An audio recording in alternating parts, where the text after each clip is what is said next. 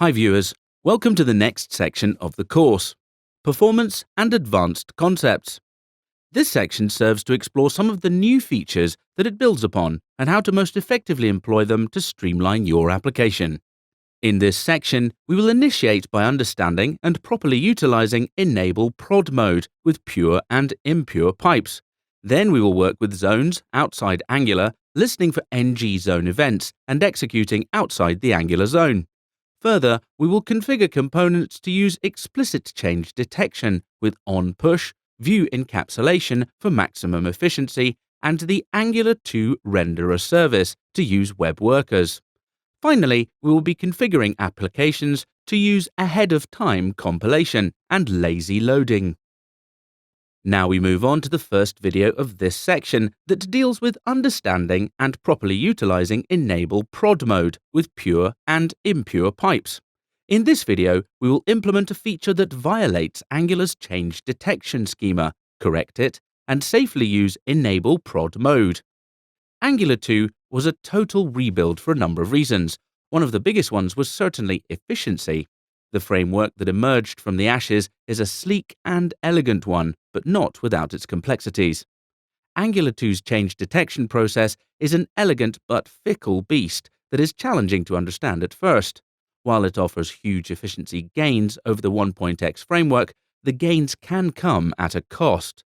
The development mode of Angular is activated by default, which will alert you when your code is in danger of behaving in a way that defeats the change detection efficiency gains. The code, links, and a live example related to this topic are available at this link, ngcookbook.herokuapp.com. We are getting ready to begin with a simple component saved in a file named as app component file, which is further saved into ang2 folder. When the button in this component is clicked, it grabs the value of the input and interpolates it to the header tag. As is, this implementation is perfectly suitable.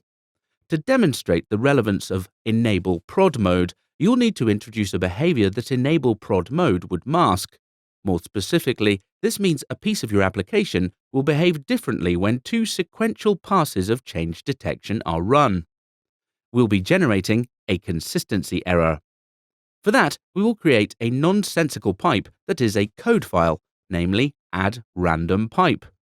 Then take this pipe and introduce it to your component. Then we will make a few changes in app.component file. Here, we will import AddRandomPipe. Then add the same function in the title tag. This won't create an error yet, though. Also note that Angular will indeed run the change detection process twice, so it might seem mysterious that it doesn't create an error. Even though the pipe will generate a new output every time its transform method is invoked, Angular is smart enough to recognize that the input of the interpolation isn't changing, and therefore re-evaluating the pipe is unnecessary. This is called a pure pipe, which is the Angular default.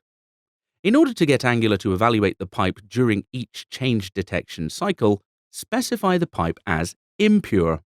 In name function, we will add pure as false, and save the file. Now the fun begins. When you run the application, you should see something similar to this error message. Next, we introduce change detection compliance. The error is being thrown as soon as the application starts up, before you're even given a chance to press the button. This means that Angular is detecting the binding mismatch as the component is being instantiated and rendered for the first time. Also note that you've created a pipe that intentionally changes each time, so your goal is to instruct Angular not to bother checking the pipe output twice against itself on component instantiation. At this point, you've managed to get Angular to throw a consistency error, which it does because it's running change detection checks twice and getting different results.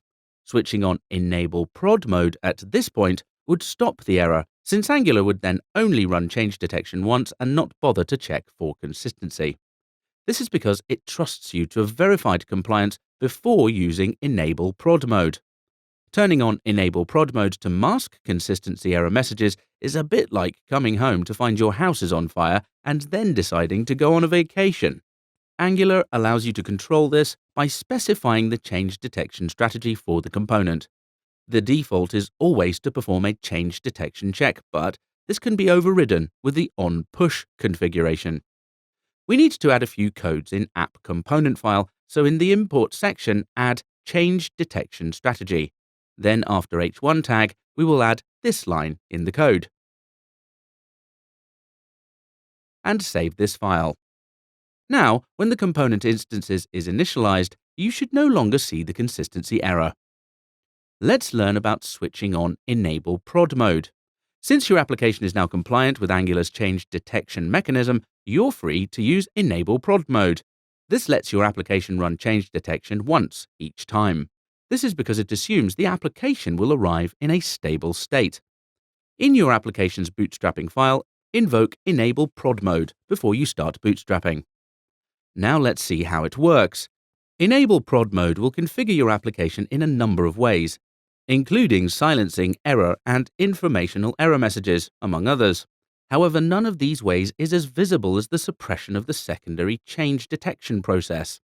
There are other ways to mitigate this consistency problem.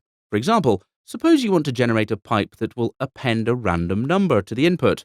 It doesn't necessarily need to be a different random number every single time. Rather, you can have one for each unique input within a certain period of time. Such a situation would allow you to have a pipe that utilizes some sort of caching strategy. If the pipe caches results for a period of time longer than change detection takes to complete, which is not very long, then altering the change detection strategy of the component is not necessary. This is because multiple pipe invocations will yield an identical response. For example, refer to this code, where after export we will add this code, and also after transform string and add this code. See, I just added. Lastly, remove the return value from the last line and save this file. With this, you can safely strike change detection strategy, on push from component metadata of your app component, and you will not see any consistency errors. In this video, we have successfully understood and utilized Enable Prod mode. Great!